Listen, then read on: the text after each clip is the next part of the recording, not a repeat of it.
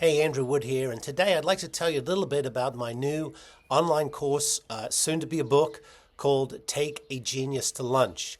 And the first genius that I chose was someone called Earl Nightingale. And even when I discovered him back in the late 80s, he was pretty retro. He was a voice from the 50s and 60s and considered the dean of personal development.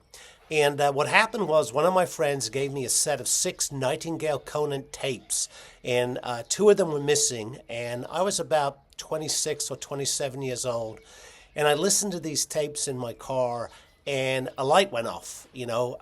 This really spoke to me. I was at that time of life where I'm thinking, what am I going to do next? I'd kind of failed to make my living on the PGA Tour, and I was trying to figure out what to do next, which by that time was the karate business. And Earl Nightingale had a lot of amazing points. I covered 10 of them in the first episode of Take a Genius to Lunch.